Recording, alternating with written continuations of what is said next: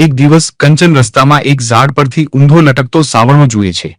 કંચન તેને નીચે ઉતારે છે કે તરત જ જાદુઈ સાવરણો હવામાં ઉડવા લાગે છે અને પછી કંચન જાદુઈ સાવરણાની ઉપર બેસીને હવામાં ઉડતા ઉડતા પોતાના ઘરે આવી જાય છે. એ સાવરણોથી અજાણ કંચનને જરા પણ અંદાજ નથી કે પોતે આ જાદુઈ સાવરણાની સાથે ભયંકર શાપ પોતાના ઘરે લઈ આવી છે. એક રાત્રે જ્યારે કંચન ગાઢ નિદ્રામાં હોય છે ત્યારે સાવરણામાંથી કાળી શક્તિઓ બહાર આવે છે. થોડી વારમાં આખું ગામ અંધકારમાં ડૂબી જાય છે. પ્રાણીઓ બીમાર પડવા લાગે છે. બીજા દિવસે સવારે ગભરાયેલા ગામ લોકો કંચન પાસે જાય છે અને કંચનને બધો ઘટનાક્રમ બતાવે છે. કંચન સમજી જાય છે કે આ બધું જાદુઈ સાવરણાના કારણે થઈ રહ્યું છે. ગામને આ સંકટથી બચાવવા માટે તે જાદુઈ સાવરણાને ગામથી બહાર લઈ જવા પ્રયત્ન કરે છે. પરંતુ સાવરણો તેના હાથમાંથી સરકી જાય છે અને હવામાં ઉડી જાય છે.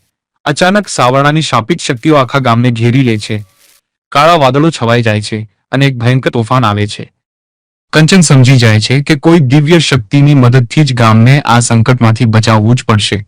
તે દોડીને ભગવાન શિવના મંદિરે પહોંચી જાય છે અને ભગવાન શિવની નિષ્ઠાપૂર્વક સ્તુતિ કરવાનું શરૂ કરે છે. થોડી વારમાં કંચનની વિનંતી સાંભળીને મહાદેવ પ્રગટ થાય છે. ગામની ભયાનક પરિસ્થિતિ જોઈને મહાદેવ પોતાનો હાથ લંબાવે છે અને તેમાંથી એક શક્તિશાળી દેવી તેજ નીકળે છે જે ચારે બાજુ ફેલાઈ જાય છે. આખું આકાશ આ પ્રકાશથી ઝગમગી ઉઠે છે અને જાદુઈ સાવરણો તૂટીને ગુલાબની પાંખડીઓમાં ફેરવાઈ જાય છે અને આખા ગામમાં વરસવા લાગે છે. પ્રાણીઓ સાજા થઈ ગયા અને ગામમાં ખુશી પાછી આવી. પરંતુ કમનસીબ કે મહાદેવના આ દેવી ચમત્કાર માટે કોઈએ લાઈક અને સબસ્ક્રાઇબ નથી કર્યું.